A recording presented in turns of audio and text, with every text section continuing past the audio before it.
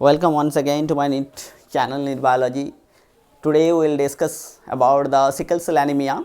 Sickle cell anemia is a autosomal recessive disorder, that is it requires to develop a disease, it requires two copy of defective genes. Here two individuals are there, female is affected where hemoglobin producing gene, hemoglobin is a protein present inside the RBC red blood cells, and hemoglobins are responsible for transfer of the oxygen and carbon dioxide.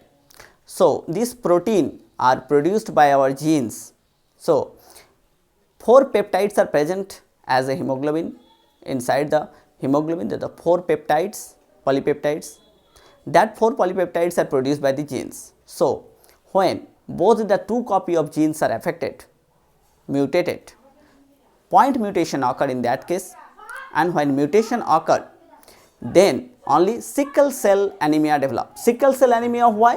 Sickle means the sept, sickle sept, that is the affected individuals RBC are of sickle sept, here the sickle sept, and the normal individuals are of this. So, what are the difference between sickle sept and normal individuals?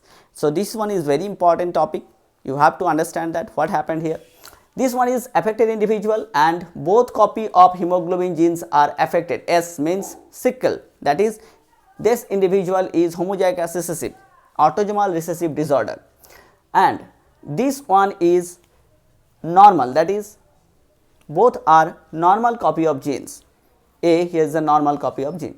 Now, hemoglobin producing genes, what happened here, the normal genes, when normal individuals are normal, what happened, the codon, the sixth codon, here the 1, 2, 3, 4, 5, 6, here the sixth codon, 6 amino acid producing codon, 6 amino acid determining codon present in DNA, this codon is mutated in this individual. What in normal individual, this codon is actually GAG and CTC combination.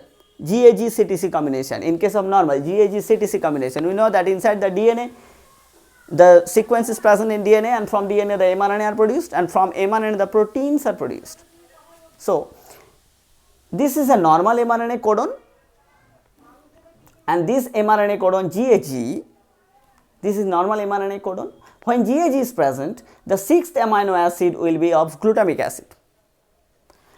Instead, when the mutation occur, what kind of mutation is called point mutation, where DNA sequence, normally what happened here, GAG is present and CTC is present, but in this case it is mutated in individual, what happened, the CAC, that is not CTC, here the CTC is, that is this thymine is replaced, thymine replaced the adenine.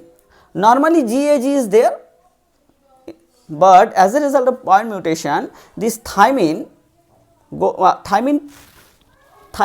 the adenine, and thymine inserted. So, GAG sequence is changed to GTG. This is called transversion, that is when this is a thymine is a pyrimidine and adenine is purine. So, when pyrimidine base replace a purine base, it is called transversion. This is a point mutation. This point mutation in a genetic level change the protein structure. So, why the proteins become sickle sept. These sickle sept proteins are not able to transfer oxygen and carbon dioxide as high level as the normal individual. So, why they often suffer from hypoxia, that is the low oxygen content in a blood. And so, this is a phenomenon. What happened here, the DNA, this is the individual, this individual's DNA is changed, shifted. How shifted? That is the point mutation, that is this thymine entered by replacing adenine.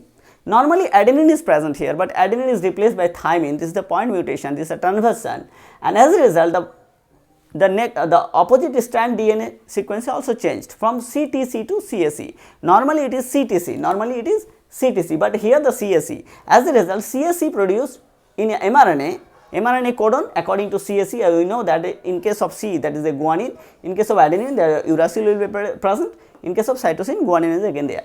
So, GUG is actually a valine encoding amino acid codon, valine amino acid inserted here. As a result, this HbS peptide, the HbS peptide in this individual contain the 6th amino acid of valine. As a result, the 3-dimensional structure, here the full 3-dimensional structure is present, but in this case the 3-dimensional structure is hampered.